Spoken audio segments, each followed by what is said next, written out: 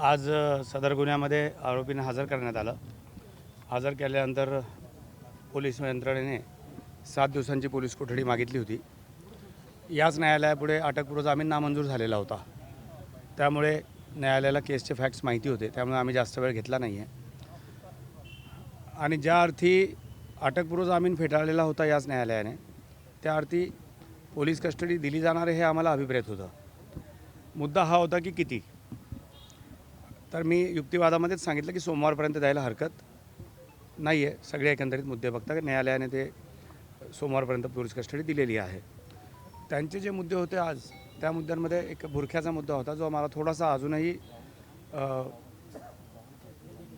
Police कस्टडीच्या ग्राउंडसाठी योग्य वाटत नाही. कारण मुद्दा हा होता की बुरखा कुठून आणला. बुरखा कुठून आणला याच्याशी काय करायचं आहे. बुरखा काही प्रतिबंधित आर्टिकल आहे का की कुठून आणला.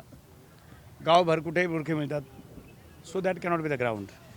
आणि दुसरं एक ग्राउंड होतं की मोबाईलमध्ये काही ॲप डाउनलोड केले आहेत किंवा काही लिंक पाठवल्या आहे. सो इट्स व्हेरी क्लिअर की जे काही लिंक्स आहे, यूट्यूब लिंक्स असो, इंस्टाग्राम लिंक असो किंवा काही असो, इट इज अवेलेबल ऑनलाईन.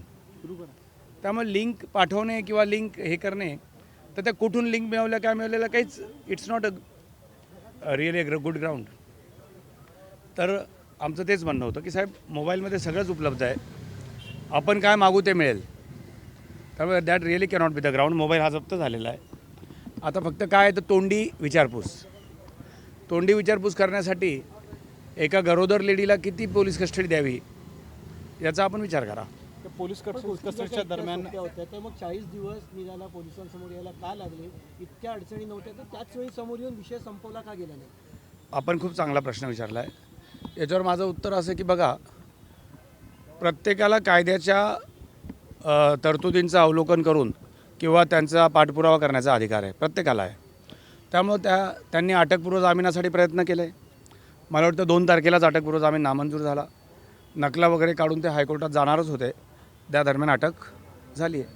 त्यामुळे हे म्हणणं मला खरोखर योग्य वाटत नाही की एखाद्याविरुद्ध गुन्हा दाखल झाला आणि त्याला वाटत असेल की तो निर्दोष आहे किंवा त्याने तसं काही केलेलं नाही आहे, तरी त्याने पोलिसांपुढे हजर व्हावं. हजर होण्यामध्येही दुमत नाही, परंतु हजर झाल्यावर पोलीस अटक करणार नाही असं तर काही आश्वासन देत नाहीत. त्यामुळे कोण असं राहील की जो कायद्यात तरतुदी असतानासुद्धा त्याचा ते फॉलो न करता किंवा त्यांना अवेल न करता पोलिसांपुढे अटक व्हायला जाईल.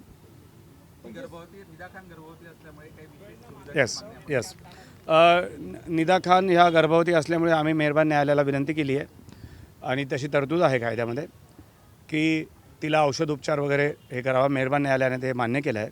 तसंच केअरटेकर म्हणून तिच्या आईला दिवसातून 2दा भेटू द्यावं अशी आम्ही मागणी केली. मेहरबान न्यायालयाने ती पण मान्य केली आहे. आणि तिला काही पण मेडिकल असिस्टन्स लागलं तर ते दिलं जाईल, याबद्दल सरकारी वकिलांनी पण हे केलं आहे.